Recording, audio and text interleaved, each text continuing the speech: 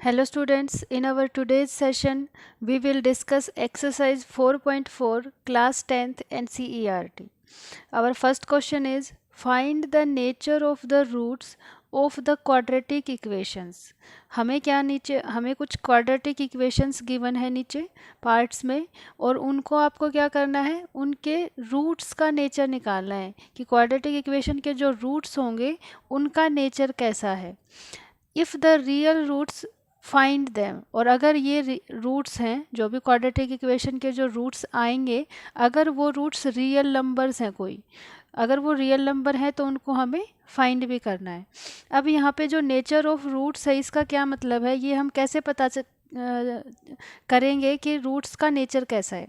तो हमने पहले वाली एक्सरसाइज में किया था क्वाड्रेटिक इक्वेशन के. देखो हमने ये पढ़ा था कि जनरल फॉर्म हमारी ये होती है क्वाड्रेटिक इक्वेशन की ax² plus bx plus c is equal to 0. ये हमारी क्वाड्रेटिक इक्वेशन होती है और क्वाड्रेटिक फॉर्मूला अप्लाई करके हमने रूट्स फाइंड आउट किए थे इस क्वाड्रेटिक इक्वेशन के, या किसी भी क्वाड्रेटिक इक्वेशन के हम ये वाला फॉर्मूला अप्लाई करके, जिसको हम क्वाड्रेटिक फॉर्मूला बोलते हैं, इसके थ्रू हम किसी भी क्वाड्रेटिक इक्वेशन के रूट्स फाइंड आउट कर सकते हैं.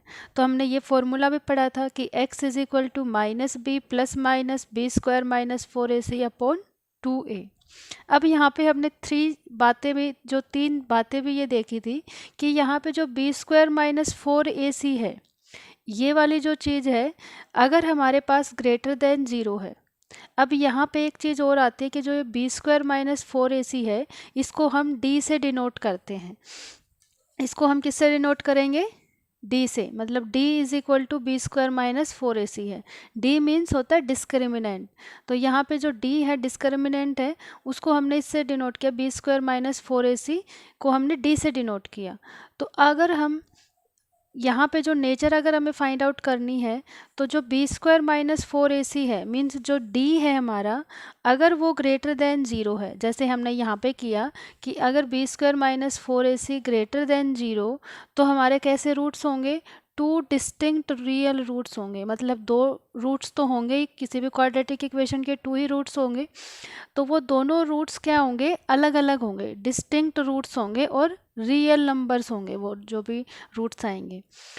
सेकेंड कंडीशन थी कि अगर b square minus 4ac equal to 0 है, मीन्स अगर d इज इक्वल टू 0 है, d means b square minus 4ac, अगर डिस्क्रिमिनेंट 0 के इक्वल है, तो हमने पढ़ा था कि 2 इक्वल रूट्स होंगे.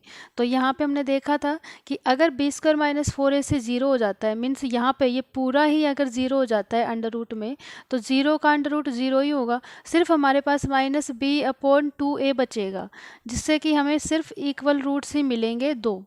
तो यहाँ पे अगर बी स्क्वायर माइनस 4ac 0 हो जाता है, या आप ये कह लो कि d इज इक्वल टू 0 होगा, तो हमें रियल मिलेंगे 2 इक्वल रूट्स मिलेंगे.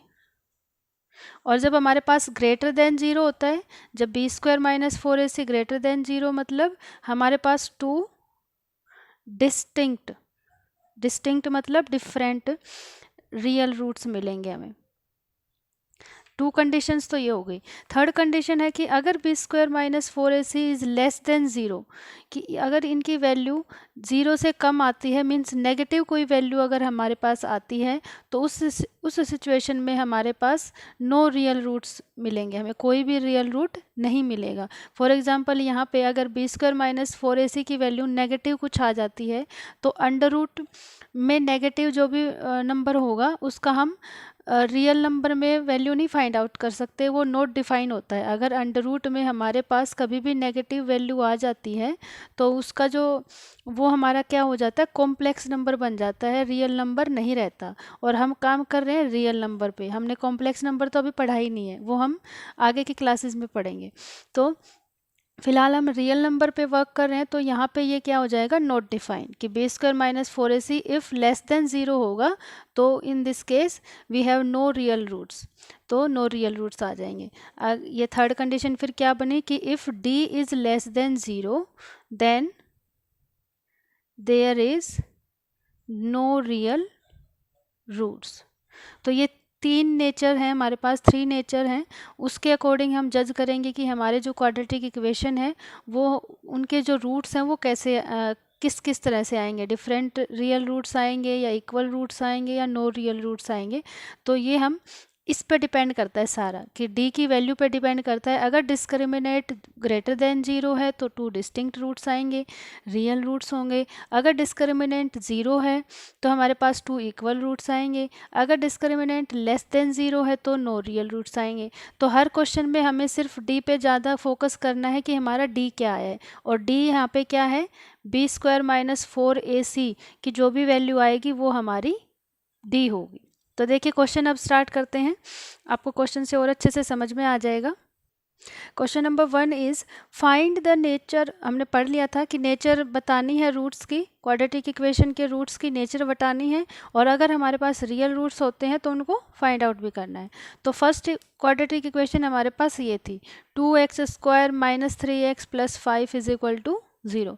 तो फर्स्ट स्टेप में हमें क्या करना है कि कंपेयर दिस इक्वेशन, जो भी हमें गिवन इक्वेशन है उसको हमें जनरल इक्वेशन से कंपेयर करना है। और जनरल इक्वेशन हमारी क्या थी, ax square plus B x plus C. तो यहाँ से हम a b c की वैल्यूज़ निकाल लेंगे, क्योंकि सारा काम इन्हीं वैल्यूज़ पे ही डिपेंड करता है। तो a b c की वैल्यू हमने यहाँ पे कंपेयर कर ली। Here a is equal to 2, b is equal to -3 with sign देखना है हमें, and c is equal to 5। अब हमें डिस्क्रिमिनेंट d की वैल्यू चेक करनी है कि क्या आ रही है, ग्रेटर देन, इक्वल टू या लेस देन 0 क्या आ रही है, वो हमें चेक करनी है। तो d हमारे पास क्या होता है, बी स्क्वायर माइनस 4ac। तो b की वैल्यू यहाँ पे है -3, तो -3 का स्क्वायर माइनस 4, a वैल्यू है 2 एंड c की वैल्यू है 5। सॉल्व करेंगे, 3 3 ज़ा 9 माइनस 4 2 ज़ा 8, 8 5 ज़ा 40। तो हमने देखा कि जो सॉल्व करने के बाद हमारे पास नेगेटिव नंबर आ रहा है, -31 -31 आ रहा है, जो कि ऑब्वियस सी बात है कि लेस देन 0 होता है। कोई भी नेगेटिव वैल्यू 0 से तो कम होगी। तो हमारा क्या आ गया, जो d है वो क्या आ गया, less than 0।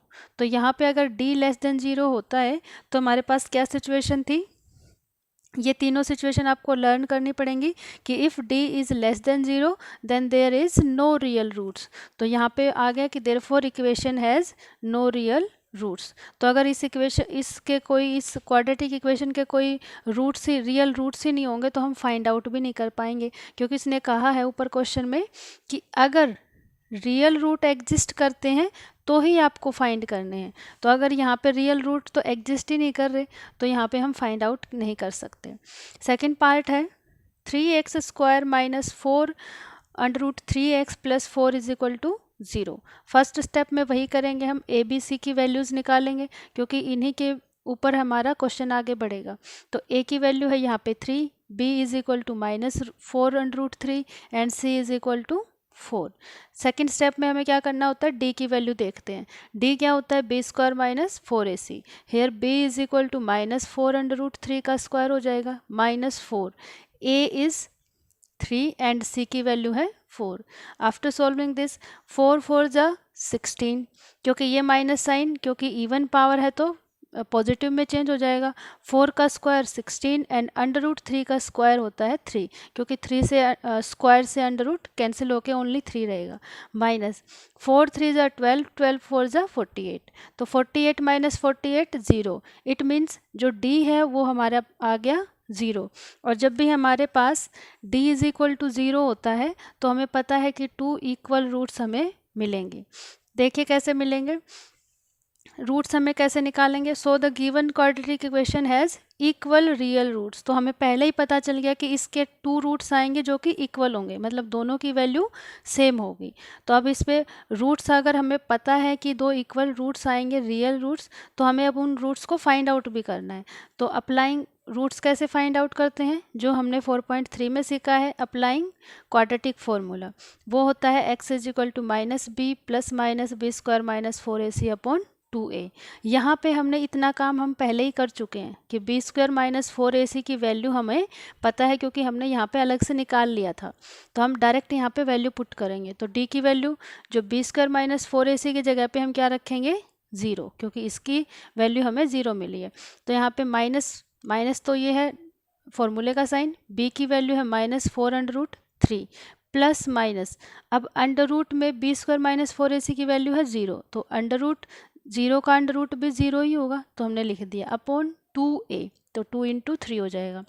After solving this ये this will become plus plus minus minus plus, तो ये हो जाएगा 4√3/6, क्योंकि 2 3 जा 6 होते हैं। फिर ये 2 से डिवाइड करोगे तो 2 2 जा 4 और 2 3 जा 6√3।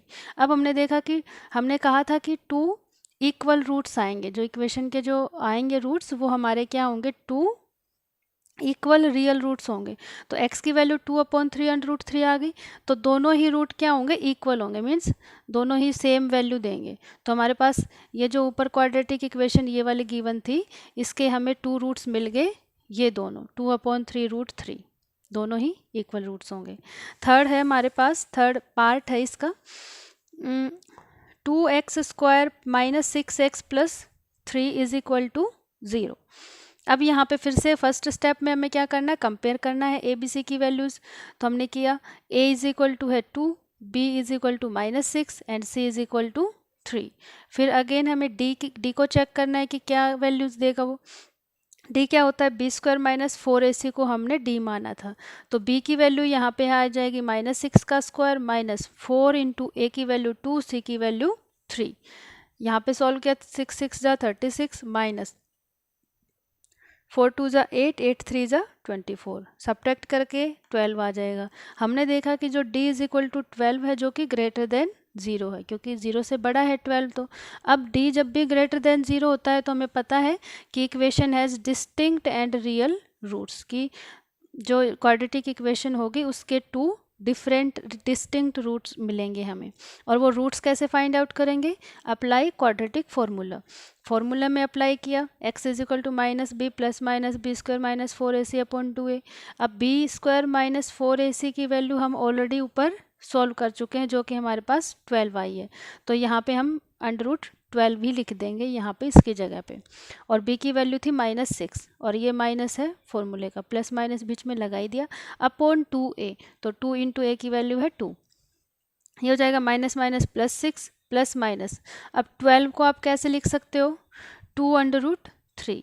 देखो यहाँ पे 12 आप लिख सकते हो, 2 2 जा 4 और 4 3 जा 12। तो इस 12 को मैंने इस तरह से ब्रेक कर लिया। अब 2 टाइम्स 2 है, पेयर है 2 का, तो एक पेयर बाहर आ जाएगा अंडर रूट से, तो वही हमने लिखा 2 और अंडर रूट ये 3 एज इट इज़। तो इसको हम लिख सकते हैं √12 को 2√3/4। अब यहाँ से 2 कॉमन आ रहा है ऊपर, तो हमने 2 कॉमन ले लिया, तो यहाँ पे रह जाएगा 3 + -√3, क्योंकि ये वाला 2 बाहर हम कॉमन ले चुके हैं, अपॉन 4। अब ये 2 से 2 कैंसिल हो जाएगा, नीचे 2 आ जाएगा, तो क्या बनेगा हमारा 3 + -√3/2। तो हमने देखा कि x के जो क्वाड्रेटिक इक्वेशन है उसके 2 डिफरेंट रूट्स आए हैं। कैसे, एक तो है 3 + √3/2 और दूसरा रूट है 3 - √3/2। तो 2 डिफरेंट या डिस्टिंक्ट रूट हमें मिल गए यहाँ पे। क्वेश्चन नंबर 2 है, find the value of k for each of the following quadratic equation so that they have 2 equal roots. तो हमें ये बताना है, क्वेश्चन को बड़े ही ध्यान से पढ़ना है कि हमें k की वैल्यू फाइंड आउट करनी है। जैसे हमारे पास ये क्वाड्रेटिक इक्वेशन है 2x² + kx + 3, यहाँ पे ये जो k है इसकी वैल्यू हमें फाइंड आउट करनी है कि यहाँ पे क्या फिल करेंगे हम, क्वाड्रेटिक इक्वेशन सो दैट। अब कंडीशन क्या दे रखी है कि दे हैव इक्वल रूट्स, कि हम k की जगह पे यहाँ पे क्या वैल्यू पुट करें कि इस क्वाड्रेटिक इक्वेशन के हमें इक्वल रूट्स मिल जाएं। कैसे रूट्स मिल जाएं, इक्वल, दोनों ही रूट्स इक्वल होने चाहिए, मीन्स x की जो लास्ट में वैल्यू आएंगी वो दोनों इक्वल होने चाहिए।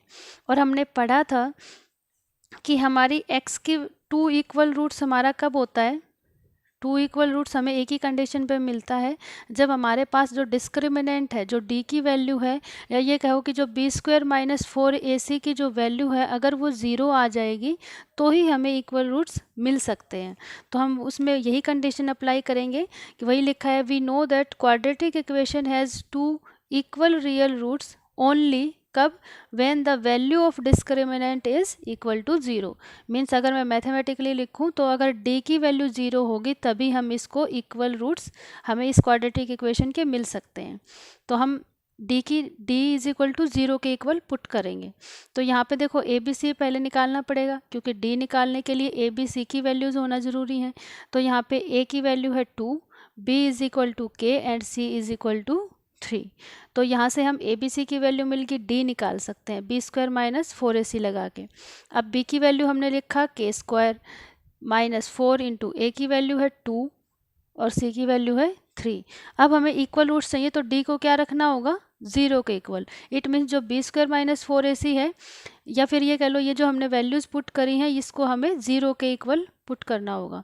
तो यहाँ से बन जाएगा के स्क्वायर माइनस 4 2 ज़ा 8 3 ज़ा 24। वैल्यूज़ पुट कर दी हैं ए बी सी की, तो हमें मिल गया k square minus 24 is equal to 0। यहाँ पे ये स्टेप ज़रूर भूलना नहीं है, यहाँ पे जो डी है वो हमें किसके इक्वल रखना है, इक्वल टू 0, क्योंकि तभी हमें इक्वल रूट्स मिल सकते हैं। तो ये सिचुएशन, ये वाली कंडीशन आपको ध्यान में रखनी है। तो k square minus 24 is equal to 0 रखा, तो हम यहाँ से के की वैल्यूज़ फाइंड आउट कर सकते हैं। के स्क्वायर ये था हमारे पास पीछे, k square minus 24 is equal to 0, तो 24 इधर जाके प्लस का हो जाएगा, तो ये बनेगा के स्क्वायर इज इक्वल टू 24 और के की वैल्यू आ जाएगी प्लस माइनस अंडर रूट 24, क्योंकि ये जो स्क्वायर है इधर आके स्क्वायर रूट में चेंज हो जाएगा। अब प्लस माइनस 24 को आप कैसे लिख सकते हो, 2 इंटू 2 इंटू 2 इंटू 3, तो मीन्स 2 2 ज़ा 4 4 3 ज़ा 12 और 12 2 ज़ा 24, तो आप लिख सकते हो ऐसे। तो इस जो पेयर वाला जो ये 2 है, 2 पेयर्स में है, तो इसमें से एक पेयर बाहर, एक नंबर बाहर आ जाएगा 2 और अंदर रह जाएगा 3 2 ज़ा 6, तो 2 अंडर रूट 6 हम लिख सकते हैं 20 अंडर रूट 24 को। तो हमारे पास के की 2 वैल्यूज़ आ गई, k is equal to 2 under root 6 और माइनस 2 अंडर रूट 6।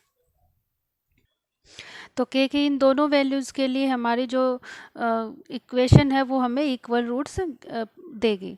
जैसे यहाँ पे अगर हम के की जगह पे ये 2 अंडर रूट 6 रखें, तो यहाँ पे हमें क्या मिलेगा, के की वैल्यू अगर हम क्या रखेंगे, ये 2 अंडर रूट 6 पुट करेंगे यहाँ से ये वाली, तो हमें इसके जब हम फैक्टर करेंगे या अप्लाई क्वाड्रेटिक फार्मूला से जब हम इसको सॉल्व करेंगे तो हमें 2 इक्वल रूट्स ही मिलेंगे इनके।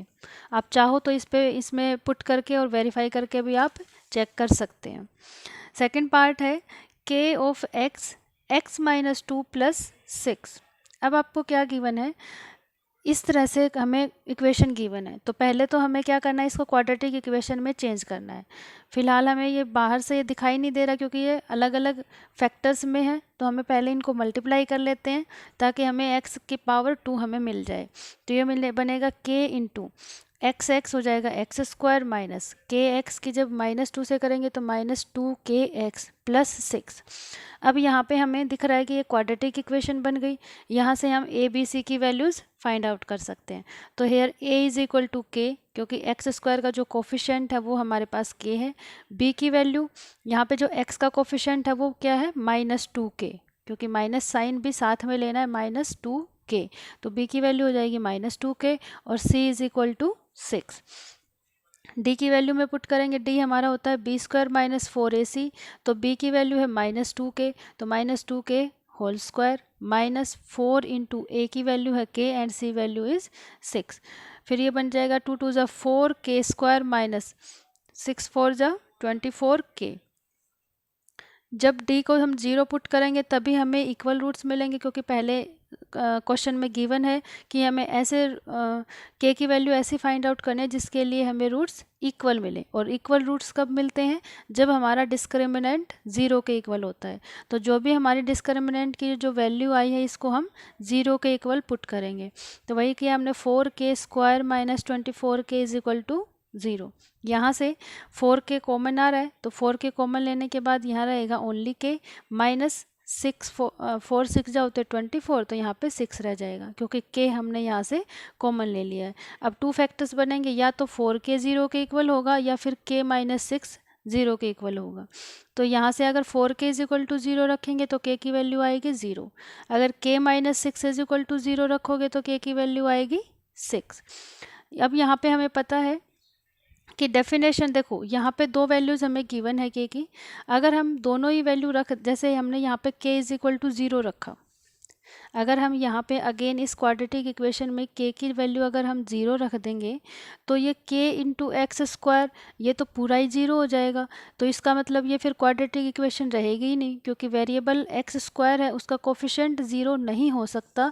ये हमने basic definition of quadratic equation में पढ़ा था कि basic definition of quadratic equation क्या कहती है कि a x square plus B x plus c is equal to 0। ये जनरल फॉर्म होती है। इसमें एक कंडीशन होती है कि एक्स स्क्वायर का जो ए है कोफिशिएंट वो 0 नहीं होना चाहिए, कोई भी और रियल नंबर हो सकता है 0 को छोड़ के। तो यहाँ पे सिचुएशन क्या आ रही है कि जो एक्स स्क्वायर का कोफिशिएंट जो के था वो 0 आ रहा है, तो ये वाला केस हम इग्नोर करेंगे, ये हम नहीं ले सकते k इज इक्वल टू 0 को, क्योंकि अगर हम k इज इक्वल टू 0 यहाँ पे पुट करते हैं तो ये पूरी ही इक्वेशन 0 बन जाएगी। क्योंकि देखो यहाँ पे 0 करोगे तो ये एक्स स्क्वायर भी 0 बन जाएगा। इट मीन्स ये फिर क्वाड्रेटिक इक्वेशन रहेगी ही नहीं। यहाँ पे भी अगर 0 करोगे तो ये भी x को भी ख़त्म कर देगा। तो इट मीन्स ओनली 6 बचेगा, जो कि क्वाड्रेटिक इक्वेशन में नहीं आता। ये होता है एक कांस्टेंट इक्वेशन है, ये कांस्टेंट टर्म है ये 6। तो हमारे पास इसीलिए हम k को क्या करेंगे, इग्नोर, क्योंकि ये क्वाड्रेटिक इक्वेशन की जो बेसिक डेफिनेशन है उसको फुलफिल नहीं कर रहा है। तो k is equal to 0 can not be possible. तो इट मीन्स हमें क्या लेना पड़ेगा, k इज इक्वल टू 6 हमें लेना पड़ेगा। तो k इज इक्वल टू 6 अगर हम पुट करते हैं यहाँ पे इस इक्वेशन में, k की वैल्यू अगर हम 6 पुट करेंगे और फिर हम अगर इसके रूट्स निकालेंगे तो हमें 2 इक्वल और रियल रूट्स ही मिलेंगे। आप चाहो तो इसमें पुट करके चेक भी कर सकते हो कि k की वैल्यू यहाँ पे 6 रख के 6x स्क्वायर माइनस 2 इंटू 6 क्या हो जाएगा 12x प्लस 6। मीन्स यहाँ पे आपकी जो इक्वेशन बनेगी वो बनेगी 6x स्क्वायर माइनस 2 इंटू में k की जगह पे 6 रखोगे तो 12x प्लस 6 तो इज इक्वल टू 0। तो चाहो तो आप फैक्टराइजेशन मेथड से इसके रूट्स निकाल सकते हो, या फिर क्वाड्रेटिक फॉर्मूला से इसके जब रूट्स निकालोगे तो आपको 2 इक्वल रूट्स ही मिलेंगे। नाउ बढ़ते हैं क्वेश्चन नंबर 3 की तरफ। क्वेश्चन नंबर 3 है हमारा, is it possible to design a rectangular mango grove whose length is twice its breadth and the area is 800 metre square, if so find its length and breadth. इसका means क्या है कि क्या हम ऐसा एक रेक्टेंगुलर मैंगो ग्रूव डिज़ाइन कर सकते हैं, मीन्स रेक्टेंगुलर शेप का। मैंगो ग्रूव्स का मतलब है आम के पेड़ों का जो समूह है या ग्रुप है। ग्रुप मीन्स होता है कि जो ग्रुप ऑफ ट्री जो क्लोजली ग्रोन किए जाते हैं, एक दूसरे के बिल्कुल क्लोज जो ट्रीज़ हैं वो ग्रो किए जाते हैं। तो हम क्या कह रहे हैं, ये इसमें क्या कह रहा है कि क्या हम रेक्टेंगुलर शेप का जो डिज़ाइन कर सकते हैं मैंगो ग्रूव्स, कि हम एक रेक्टेंगुलर शेप का, कि मैंगो के ट्री हम ऐसे रेक्टेंगुलर शेप में ऐसे डिज़ाइन करें, और हुज लेंथ इज़ ट्वाइस, कि जिसकी जो लेंथ है उस रेक्टेंगुलर जो भी हम डिज़ाइन करेंगे रेक्टेंगुलर पीस ऑफ ये लैंड या जो भी होगा जिसमें हम मैंगो उगा सकते हैं। तो ये कह रहा है कि उस जो डिज़ाइन हमने किया है रेक्टेंगुलर शेप का मैंगो ग्रूव, उसकी जो लेंथ है, length is twice its breath, तो उसकी जो लेंथ होगी वो हमारी ब्रेथ से ट्वाइस होगी। तो ब्रेथ से ट्वाइस होगी, इट मीन्स हम पहले ब्रेथ मान लेते हैं कि let breadth of the rectangular mango grove क्या हो जाएगा x मीटर। तो हम लेंथ हमें पता है कि क्या है, ट्वाइस है इट्स ब्रेथ से। तो अगर ब्रेथ x है तो लेंथ क्या हो जाएगी 2x मीटर। अब हमें एरिया भी गिवन है कि एरिया क्या होना चाहिए 800 मीटर स्क्वायर। तो एरिया हमें जो ये पूरा इसका एरिया है रेक्टेंगुलर मैंगो ग्रूव का वो क्या है 800 मीटर स्क्वायर। वैसे एरिया क्या होता है रेक्टेंगल का होता है लेंथ इनटू ब्रेथ। तो लेंथ हमारे पास है x और ब्रेथ है हमारे पास x और लेंथ है हमारे पास 2x। तो जब हम इसको मल्टीप्लाई करेंगे तो 2x स्क्वायर, और 2x स्क्वायर की हमें वैल्यू गिवन है कि एरिया हमें कितना गिवन है 800। तो it means according to question क्या है 2x स्क्वायर किसके इक्वल होना चाहिए 800 के। यहाँ पे 2x स्क्वायर ये 800 इधर आएगा इज इक्वल टू 0। हमने एक क्वाड्रेटिक इक्वेशन बना ली। यहाँ से हम 2 कॉमन ले सकते हैं, तो 2 कॉमन लेने के बाद यहाँ रह जाएगा x स्क्वायर माइनस ये हो जाएगा 4 100 इज इक्वल टू 0, और ये 2 उधर जाके 0 बन जाएगा। तो हमारे पास basically x square minus 400 is equal to 0, ये एक क्वाड्रेटिक इक्वेशन आ गई। क्वाड्रेटिक इक्वेशन क्यों कहा? क्योंकि यहाँ पे वेरिएबल एक्स है और उसकी हाईएस्ट पावर कितनी है? 2 है, तो क्वाड्रेटिक इक्वेशन बन गई। अब हम इसको कंपेयर करते हैं जनरल फॉर्म से, क्योंकि हमने सिचुएशन से एक क्वाड्रेटिक इक्वेशन बना ली। ये जो भी हमें कंडीशन या जो भी हमें सिचुएशन गिवन थी, उससे हमने क्या किया, पहले क्वाड्रेटिक इक्वेशन बनाई, और क्वाड्रेटिक इक्वेशन बनाने के बाद हम जो काम पीछे करते आ रहे हैं वैसा ही हम स्टार्ट कर देंगे। हमें बताना है कि क्या ऐसा पॉसिबल हो सकता है या नहीं। तो हमने वही काम शुरू किया, ए बी सी की वैल्यूज़ निकाल ली। क्वाड्रेटिक इक्वेशन मिलने के बाद ए की वैल्यू क्या है? 1, क्योंकि एक्स स्क्वायर का जो कोफिशिएंट है वो 1 है। बी एक्स, अब देखो जो हमारी जनरल फॉर्म होती है वो क्या होती है? A x square plus B x plus c is equal to 0। यहाँ पे एक्स स्क्वायर का जो कोफिशिएंट है वो ए है, मीन्स एक्स स्क्वायर का जो कोफिशिएंट यहाँ पे 1 है, तो ए इज इक्वल टू 1। लेकिन हम यहाँ देख रहे हैं कि एक्स वाली टर्म ही गायब है, यहाँ पे एक्स का कोफिशिएंट ही नहीं है, मतलब एक्स है ही नहीं यहाँ पे। तो हम क्या मान लेंगे कि इट मीन्स बी की जो वैल्यू होगी वो 0 होगी, क्योंकि यहाँ पे अगर ऐसा हो, ए की वैल्यू क्या है? 1, तो 1 इंटू एक्स स्क्वायर प्लस, अगर बी अगर 0 लेंगे तो 0 इंटू एक्स प्लस सी की वैल्यू क्या है यहाँ पे? माइनस 400, तो 0 इंटू एक्स ये पूरा ही 0 बन जाएगा। तो इट मीन्स जो हमारी बी की वैल्यू है वो क्या रह जाएगी? 0, और सी हमारा यहाँ पे क्या है? माइनस 400। तो हमने कंपेयर करके ये वैल्यूज़ निकाल ली। फिर हम नेक्स्ट स्टेप में करते आ रहे हैं कि डिस्क्रिमिनेंट निकालेंगे। तो d इज इक्वल टू क्या होता है? बी स्क्वायर माइनस 4ac, और b की वैल्यू हमें पता है कि 0 है, क्योंकि यहाँ पे x वाली टर्म ही नहीं है, तो इट मीन्स b की जो वैल्यू होगी वो 0 होगी। तो 0 का स्क्वायर माइनस 4 इंटू ए की वैल्यू है 1 और सी की वैल्यू है माइनस 400, यहाँ पे पुट किया तो ये बनेगा माइनस से माइनस, माइनस माइनस क्या हो जाएगा? प्लस, और 4 की 400 से जब मल्टीप्लाई करेंगे तो 1600 आ जाएगा। अब हमने देखा कि जो d है वो 1600 है, जो कि ग्रेटर देन 0 है, तो इस that means equation has 2 distinct real roots. अगर d इज़ ग्रेटर देन 0, इसका क्या मतलब है कि जो इक्वेशन होगी जो हमें गिवन है, ये वाली जो हमने निकाली थी, उसके 2 डिस्टिंक्ट रियल रूट्स होंगे, अलग अलग 2 डिफरेंट रियल रूट्स मिलेंगे। अब रूट्स कैसे फाइंड आउट करें? Apply quadratic formula. हमारे पास ये क्वाड्रेटिक फार्मूला होता है, ए बी सी की वैल्यूज़ हम पुट करेंगे। b की वैल्यू तो 0 है, plus minus b square minus 4ac की वैल्यू हमने यहाँ से निकाली है, तो हम दोबारा नहीं निकालेंगे, डायरेक्ट वैल्यू पुट करेंगे 1600 अपॉन 2 इंटू ए, टू ए हमारे पास a की वैल्यू है 1। अब ये हो जाएगा 1600 का जो स्क्वायर रूट अगर हम निकालेंगे तो वो आएगा 40 अपॉन 2। तो ये प्लस माइनस है, क्योंकि प्लस माइनस साथ में लगा हुआ है, तो एक बार तो हो जाएगा, ये 2 से कटेगा तो 20 आ जाएगा, तो प्लस माइनस 20 आ गई। तो हमने देखा कि x की 2 डिफरेंट वैल्यूज़ आई हैं, एक तो 20 और एक माइनस 20। अब 2 डिफरेंट वैल्यूज़ तो आ गई अकॉर्डिंग टू दिस कंडीशन कि d हमारा ग्रेटर देन 0 होगा और 2 डिस्टिंक्ट रियल वैल्यूज़ देगा। सो हमारी आ भी गई है, लेकिन अब हमें ये चूज़ करना है कि हम इन दोनों में से कौन सी वैल्यूज़ लें।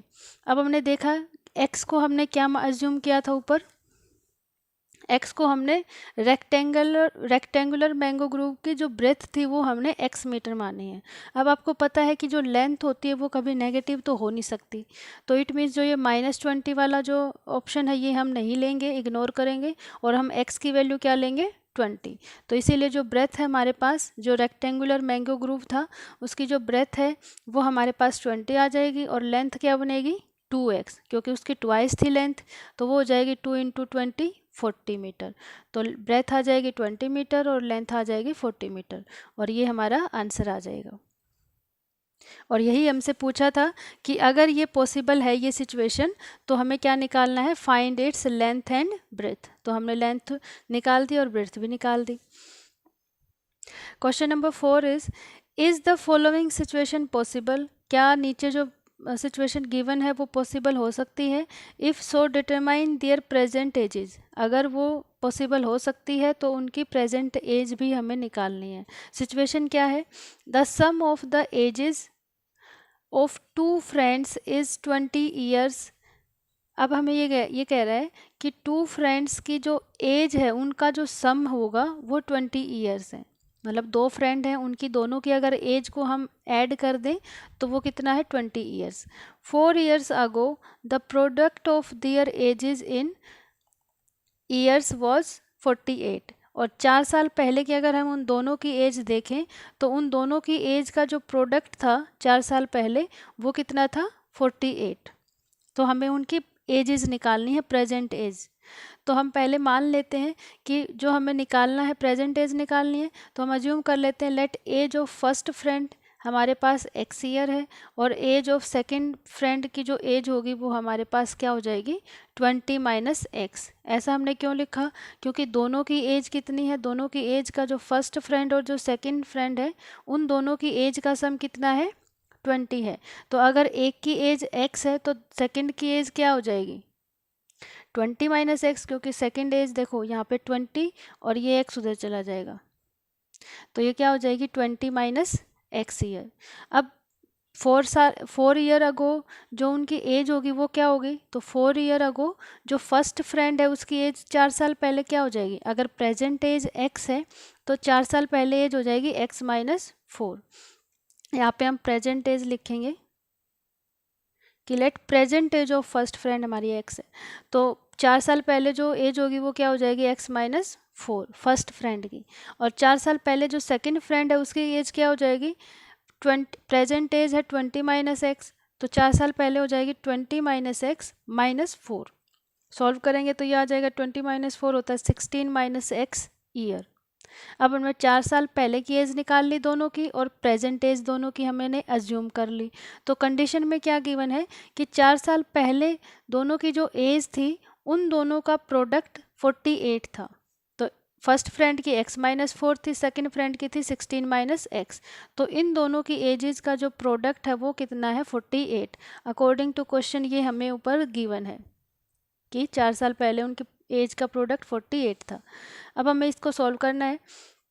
16x लिख दिया माइनस 16 4 ज़ा 64 माइनस अब इस माइनस एक्स की करेंगे माइनस एक्स की एक्स से करेंगे माइनस एक्स स्क्वायर और माइनस एक्स की माइनस 4 से करेंगे प्लस 4x। मीन्स आपने दोनों को मल्टीप्लाई किया दोनों फैक्टर्स को इज इक्वल टू 48। अब ये माइनस एक्स स्क्वायर पहले हम एक्स स्क्वायर वाली टर्म लिखेंगे फिर एक्स वाली फिर कांस्टेंट। तो सबसे पहला माइनस एक्स स्क्वायर प्लस अब 16x और 4x क्या हो जाएगा 20x और माइनस 64 और ये 48 इधर आके माइनस का होगा तो माइनस 64 माइनस 48 हो जाएगा माइनस 112 इज इक्वल टू 0।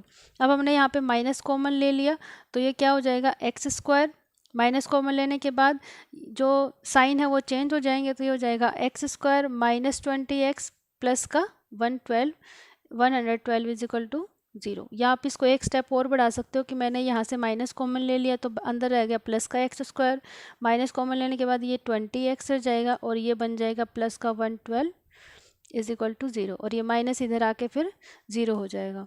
तो ये आपके पास क्वाड्रेटिक इक्वेशन आ गई।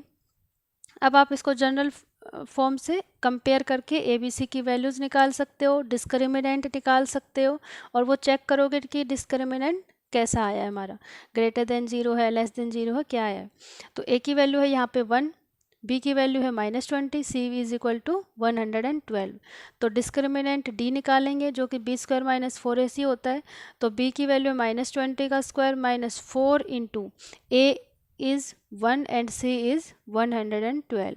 सॉल्व करेंगे 20 का स्क्वायर होता है 400 माइनस 112 की 4 से मल्टीप्लाई करेंगे तो 448 आ जाएगा। After solving this we get -48 जो कि लेस देन 0 होता है क्योंकि नेगेटिव नंबर 0 से हमेशा कम रहता है। तो हमने देखा कि जो D है वो लेस देन 0 आ गया और जब भी हमारे पास D लेस देन 0 होता है उसका मतलब होता है कि equation has no real roots. तो उस इक्वेशन के कोई रियल रूट्स पॉसिबल हो ही नहीं सकते। मीन्स जो ये वाली इक्वेशन हमारी बनी थी इसके कोई रियल रूट पॉसिबल ही नहीं है। Therefore the given situation is not possible.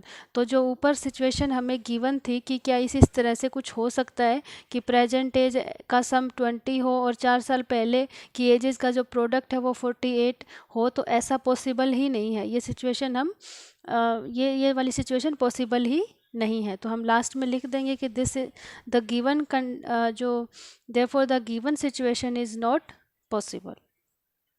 Now last question है इसका, क्वेश्चन नंबर 5, वो हम देखते हैं। इसमें भी वही पूछा है कि क्या कोई ऐसी सिचुएशन पॉसिबल है या नहीं है। तो सिचुएशन देखते हैं। Is it possible to design a rectangular park of perimeter 80 metre and area 400 metre square. तो क्या ऐसा पॉसिबल है, ऐसा रेक्टेंगुलर पार्क हम डिज़ाइन कर सकते हैं जिसका पेरीमीटर तो 80 मीटर हो और एरिया कितना हो, 400 मीटर स्क्वायर। इफ़ सो, अगर हम ऐसा कर पाते हैं तो इनकी लेंथ और ब्रेथ भी हमें निकालनी है उस रेक्टेंगुलर पार्क की। तो हमें क्या निकालना है अगर पॉसिबल हो तो, लेंथ एंड ब्रेथ। तो पहले तो हमें रेक्टेंगुलर पार्क की हम लेंथ और ब्रेथ मान लेते हैं। तो लेट लेंथ ऑफ पार्क क्या मान लिया हमने, x मीटर, और ब्रेथ मान लिया हमने y मीटर। ये हमने जैसे कोई रेक्टेंगुलर पार्क ले लिया, उसकी लेंथ हमने ले ली x और ब्रेथ ले ली y। अब पेरीमीटर हमें कितना गिवन है, 80 मीटर। लेकिन बेसिकली पेरीमीटर क्या होता है रेक्टेंगल का, 2 इंटू लेंथ प्लस ब्रेथ। तो यहाँ पे लेंथ x है, ब्रेथ है y। तो 2 इंटू एक्स प्लस वाई की वैल्यू हमें गिवन है 80। यहाँ से 2 से ये 80 कटेगा 40 टाइम, तो ये हो जाएगा x plus y is equal to 40। अब क्योंकि हमें एक वन वेरिएबल की क्वाड्रेटिक इक्वेशन बनानी है, लेकिन हमने यहाँ पे वेरिएबल चूज़ कर लिए हैं 2, तो हमें क्या करना पड़ेगा, ये जो सेकंड वेरिएबल हमने लिया है इसकी value in terms of x निकालेंगे, ताकि हमें वन वेरिएबल में लास्ट में क्वाड्रेटिक इक्वेशन मिल जाए। तो यहाँ पे x plus y is equal to 40 है, तो y इज इक्वल टू क्या हो जाएगा, 40 माइनस x, और ये वाली y की वैल्यू हम इक्वेशन में पुट करेंगे। तो देखो सेकंड सिचुएशन हमें क्या गिवन थी कि एरिया हमें गिवन है कि एरिया कितना है, 400 मीटर। और वैसे एरिया क्या होता है, लेंथ इनटू ब्रेथ। तो लेंथ x है, ब्रेथ हमारी y है, तो एक्स वाई की वैल्यू क्या है, 400 मीटर। अब हमें क्या गिवन, अब देखो हम क्या करेंगे, अब हमें एक क्वाड्रेटिक इक्वेशन बनानी होती है गिवन सिचुएशन से, सिंगल वेरिएबल की। लेकिन हमने वेरिएबल हमारे पास हो गए अब 2, तो हम क्या करेंगे, ये जो y की वैल्यू है इन टर्म्स ऑफ x ले लेंगे। तो हमने वही किया, यहाँ पे x इंटू वाई है, तो x into y is equal to 400 हमें ये गिवन है। तो हम क्या करेंगे, x इंटू वाई की वैल्यू हम क्या लेंगे, 40 माइनस एक्स, ताकि हमारे पास एक सिंगल वेरिएबल में वैल्यू आ जाए। तो y की हमने वैल्यू क्या ली है, 40 minus x is equal to 400। अब इसकी मल्टीप्लाई करेंगे तो ये बनेगा 40x minus x square is equal to 400। अब यहाँ से आप इन दोनों टर्म्स को इधर शिफ्ट करोगे तो ये प्लस के मतलब साइन चेंज हो जाएंगे। तो एक्स स्क्वायर का इधर जाके साइन चेंज हो जाएगा, एक्स स्क्वायर प्लस का हो जाएगा माइनस 40x, क्योंकि इधर हम लेके गए हैं तो माइनस का 40x, और प्लस ये 400 इधर था ही, इज इक्वल टू 0। हमारे पास ये एक क्वाड्रेटिक इक्वेशन आ गई। अब हमें क्वाड्रेटिक इक्वेशन मिलने के बाद हम ए बी सी की वैल्यू निकालते हैं जनरल फॉर्म से कंपेयर करके, और फिर डिस्क्रिमिनेंट चेक करते हैं। यहाँ पे ए की वैल्यू है 1, b is equal to -40 and c is equal to 400। तो बी स्क्वायर जो डिस्क्रिमिनेंट है डी, वो क्या होता है, बी स्क्वायर माइनस 4ac। तो बी की वैल्यू आ जाएगी -40 का स्क्वायर माइनस 4 इंटू ए की वैल्यू है 1 एंड सी की वैल्यू है 400। After solving this we get 14 का जो 40 का स्क्वायर क्या हो जाएगा, 1600 माइनस 400 को जब 4 से मल्टीप्लाई करेंगे तो 1600। ये दोनों कट के आ जाएगा आंसर 0। इट मीन्स जो डी है हमारा वो क्या आ गया, 0। तो जब भी डिस्क्रिमिनेंट 0 होता है तो हमारे पास विच मीन्स क्या हो जाएगा, equation has equal real roots. तो जो भी इक्वेशन हमें ये वाली मिली है, इसके जो भी रूट्स आएंगे वो क्या आएंगे, इक्वल रूट्स आएंगे। और रूट्स हम कैसे फाइंड आउट करते हैं, क्वाड्रेटिक फॉर्मूला अप्लाई करके, जो कि हमारे पास ये होता है। तो हमने देखा कि x is equal to b की वैल्यू क्या है, -40। तो माइनस फॉर्मूले का sign -40 plus minus b square minus 4ac हमने अभी अभी देखा कि 0 था, तो अंडर रूट में 0 रख देंगे अपॉन 2 इंटू 1, क्योंकि a की वैल्यू 1 है। अब ये बनेगा माइनस माइनस प्लस 40, और ये तो 0 ही हो जाएगा, तो इसका कोई हम लिखें या ना लिखें बराबर है, अपॉन 2। तो हमारे पास क्या आ गया, x की वैल्यू 20, क्योंकि 40 को जब 2 से डिवाइड करेंगे तो 20 आ जाएगा। तो हमने देखा कि x के 2 इक्वल रूट्स आने थे हमारे, इक्वल रूट्स। तो इट मीन्स जो 2 रूट्स आएंगे वो क्या आएंगे, x is equal to 20 and 20, 2 equal roots आ गए। यहाँ पे x हमने क्या माना था, x को हमने माना था लेंथ, तो लेंथ हमने x मानी थी जो कि हमारी 20 मीटर आ गई।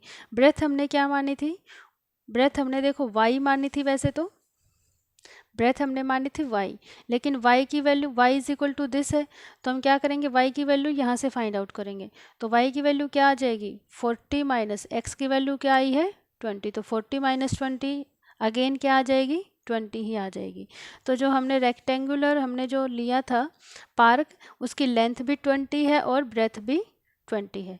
अब आप ये कहोगे कि x और y अगर इक्वल है तो ये तो स्क्वायर हो जाएगा, क्योंकि x की वैल्यू भी इक्वल है और y की वैल्यू भी इक्वल है, तो मीन्स 20 और ये भी 20, इट मीन्स ये सारी साइड 20-20 आ जाएंगे, क्योंकि रेक्टेंगल की अपोजिट साइड्स इक्वल होती हैं। तो अगर ये वाली 20 है तो इसकी अपोजिट साइड ये भी 20 होगी। अगर ये y की वैल्यू, ये जो ब्रेथ है ये 20 है, तो इसकी अपोजिट साइड ये भी 20 होगी। तो हमने एक रिजल्ट पढ़ा था कि हर square, every square is a rectangle, कि हर स्क्वायर को हम रेक्टेंगल बोल सकते हैं, क्योंकि जो स्क्वायर है वो रेक्टेंगल की जो कंडीशन है वो फुलफिल कर रहा होता है। लेकिन every rectangle can not B A square, लेकिन हर रेक्टेंगल को हम स्क्वायर नहीं बोल सकते। तो इसीलिए ये वाली सिचुएशन आई है कि यहाँ पे लेंथ और ब्रेड्थ दोनों ही इक्वल आ गई हैं।